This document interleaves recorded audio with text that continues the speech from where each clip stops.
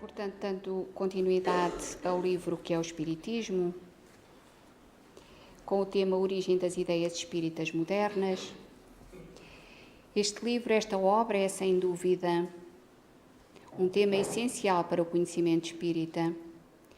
É útil para os adeptos e também para todos aqueles que desejam conhecer a natureza do Espiritismo e a definição dos seus pontos fundamentais. A lógica e o bom senso de Allan Kardec são colocados neste livro que desconcerta os que se opõem à doutrina e esclarece quem acredita e aspira à vida superior. O primeiro capítulo contém, sobre a forma de diálogo, respostas às objeções e aos argumentos mais frequentes de todos aqueles que ignoram os fundamentos da doutrina e dos seus opositores, aqui representados pelo cético ou visitante, questionando sobre o tema Origem das Ideias Espíritas Modernas, que é de facto o tema de hoje. Então diz-nos o visitante, ou o cético: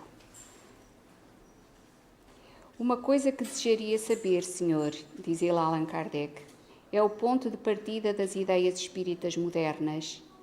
Elas são resultantes de uma revelação espontânea dos espíritos ou de uma crença anterior à existência deles?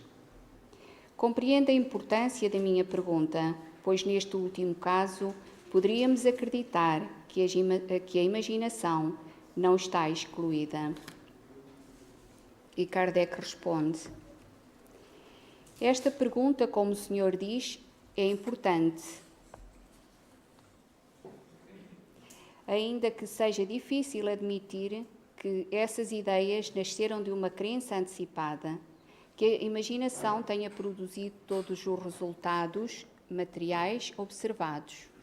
De facto, se o Espiritismo estivesse baseado no pensamento pré-concebido da existência dos espíritos, poderíamos, com aparente razão, duvidar da sua realidade, pois se a causa é uma ilusão, as consequências devem também ser, mas as coisas não aconteceram assim. Repare que esse caminho seria totalmente ilógico.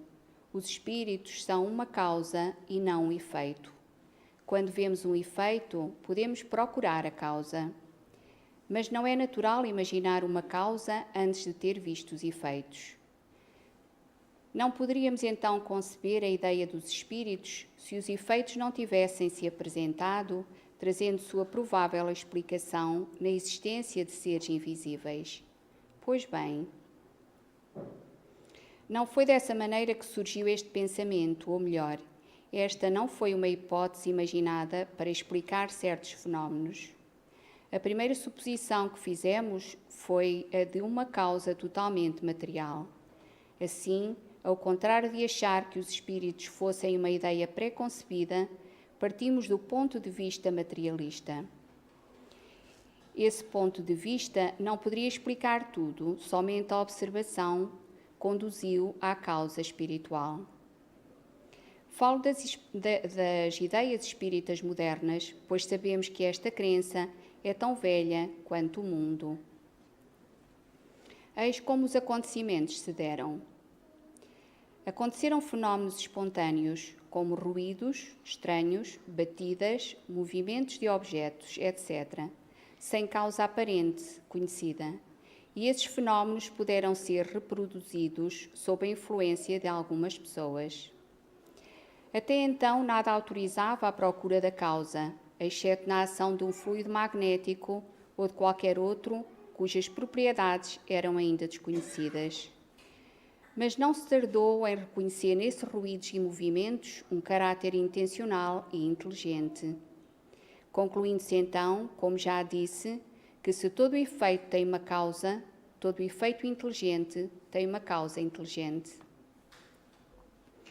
Essa inteligência não podia estar no próprio objeto, pois a matéria não é inteligente. Seria ela o reflexo da pessoa ou das pessoas presentes? Assim pensámos no início, como já disse antes. Só a experiência podia dizer e esta demonstrou, por meio de provas irrefutáveis, em inúmeras circunstâncias, a completa independência dessa inteligência. Ela estava, portanto, fora do objeto e da pessoa. Quem era ela? Ela, a inteligência. Ela mesmo respondeu, declarou pertencer à espécie de seres incorpóreos, designados pelo nome de espíritos. A ideia dos espíritos não pré-existiu, nem mesmo foi consecutiva numa palavra. Ela não saiu do cérebro, foi dada pelos próprios espíritos. E tudo o que soubemos depois a seu respeito foram eles mesmos que nos ensinaram. Uma vez revelada a existência dos espíritos e estabelecidos os meios de comunicação com eles, pudemos ter conversações frequentes e obter informações sobre a natureza desses seres, as condições da sua existência, seu papel no mundo visível. Se também pudéssemos interrogar os seres do mundo dos infinitamente pequenos, que coisas curiosas aprenderíamos sobre eles. Supondo que antes da descoberta da América um fio elétrico atravessasse o Atlântico e que na extremidade europeia tivéssemos percebido sinais inteligentes, teríamos concluído que na outra extremidade havia seres inteligentes que procuravam comunicar-se. Poderíamos questioná-los e eles teriam respondido. Teríamos então adquirido a certeza da sua existência, conhecido seus costumes, hábitos, maneira de ser, sem nunca tê-los visto. Do mesmo modo, foram estabelecidas relações com o mundo invisível. As manifestações materiais foram como sinais, meios de avisar que estávamos estabelecendo comunicações mais regulares e frequentes. E espantosamente, à medida que os meios mais fáceis de comunicação estão ao nosso alcance, os espíritos abandonam os seus meios primitivos, ineficientes e incômodos, como o mudo que, ao recuperar a fala, desiste da linguagem dos sinais. Quem eram os habitantes desse mundo? Seriam seres à parte, separados da humanidade? Seriam bons ou maus? Foi também a experiência que se encarregou de responder a essas perguntas. Mas até que numerosas observações tivessem lançado luz sobre o assunto, o campo das conjecturas e dos sistemas estava aberto, e Deus sabe quantos surgiram. Alguns acreditaram que os espíritos eram superiores em tudo, outros viram neles demónios. É através dos seus atos e palavras que podemos julgá-los. Jesus nos disse que se reconhece a árvore pelos seus frutos. Suponhamos que entre os habitantes transatlânticos, desconhecidos, que acabamos de falar, alguns tenham dito coisas muito boas, enquanto outros se destacaram pelo cinismo da linguagem. Teríamos concluído que havia bons e maus. Foi isso que aconteceu com os espíritos. Foi assim que reconhecemos entre eles todos os graus de bondade e de maldade, de ignorância e de saber. Uma vez bem informados sobre os defeitos e as qualidades que encontramos entre eles, é a nossa sensatez que deve distinguir o lado bom do mau, o verdadeiro do falso, em seus contactos conosco, exatamente como fazemos em relação aos homens. A observação não apenas nos esclareceu a respeito das qualidades morais dos espíritos, mas também sobre a sua natureza e o que poderíamos chamar do seu estado psicológico.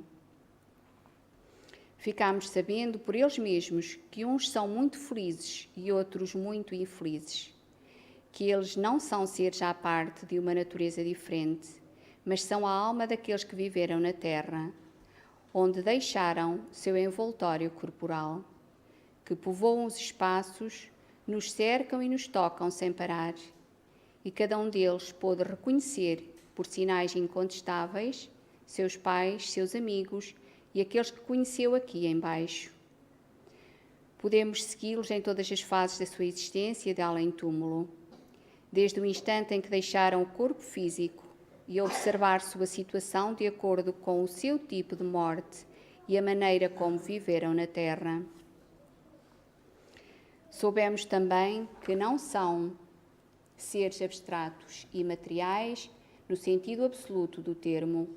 Eles têm um envoltório ao qual damos o nome de perispírito, espécie de corpo fluídico, vaporoso, diáfano, quer dizer transparente, invisível no estado normal, mas que em alguns casos, e em virtude de uma espécie de condensação ou disposição molecular, pode tornar-se momentaneamente visível e até tangível. Desde então, ficou explicado o fenómeno das aparições e dos toques. Esse envoltório existe durante a vida do corpo. É a ligação entre o espírito e a matéria. Com a morte do corpo, a alma ou o espírito, que é a mesma coisa, só se desembaraça do envoltório grosseiro. Ela conserva o segundo, assim como tiramos uma roupa de cima para ficar com a de baixo. Como a semente de um fruto se separa da membrana cortical e só conserva o perisperma. É esse envoltório semimaterial do espírito o agente dos diversos fenómenos por meio dos quais ele manifesta a sua presença. Então sabemos que para que um espírito se possa tornar visível, ele só o pode fazer com a ajuda do seu perispírito. Assim como entre as comunicações, se um espírito se quiser comunicar, terá que ser através do seu perispírito com o perispírito do médium. Eis aí, em poucas palavras, Senhor, a história do Espiritismo. O Senhor vê e o reconhecerá ainda melhor quando tiver estudado a fundo que tudo isso é o resultado da observação e não de um sistema pré-concebido.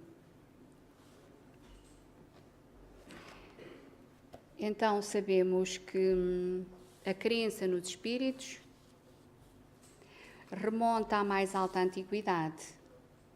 Ela é tão velha quanto o mundo.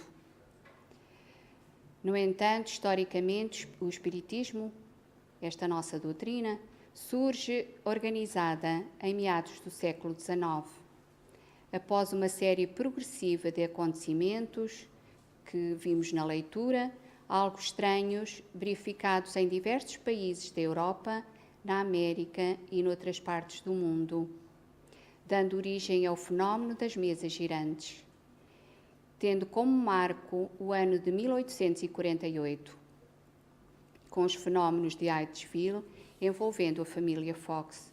Quase todos nós já ouvimos falar, porque isto é de facto o princípio da nossa doutrina. Tudo se foi desenrolando após estes acontecimentos, tudo se foi desenrolando e aperfeiçoando. E foram, sem dúvida, os factos referidos e outros, um chamamento, o sinal para avisar de que se estavam a estabelecer comunicações concretas e regulares entre os dois planos da vida. Depois, só em 1855, o professor Rivai se interessou pelos fenómenos, de início pouco entusiasmado, mas porque alguém confiou na sua inteligência, competência e honestidade. Foi um grupo de intelectuais da época que lhe delegaram a árdua tarefa de compilar, separar, comparar e coordenar as comunicações ditadas pelos espíritos através dos médiuns. Kardec tornou-se assim o escolhido para tão elevada missão, a de codificar a doutrina espírita. No livro Obras Póstumas, ele diz-nos: compreendi antes de tudo a gravidade da exploração que ia empreender. Percebi naqueles fenómenos a chave do problema tão obscuro e controvertido do passado e do futuro da humanidade. Fazia-se mister, portanto, andar com maior circunspeção e não levianamente, ser positivista e não idealista, para não me deixar iludir. É então assim que surge a terceira revelação da lei de Deus, o Consolador prometido por Jesus, que não tem a personificá-lo nenhuma individualidade, porque ele é o fruto dado não por um homem, mas pelos Espíritos, que são as vozes do céu em todos os pontos da terra. Então resta-nos agradecer a Jesus e agradecer a Allan Kardec e a todos aqueles que contribuíram para esta tão grandiosa obra, a fim de que até nós tivesse chegado esta doutrina tão lógica, tão lúcida e tão consoladora.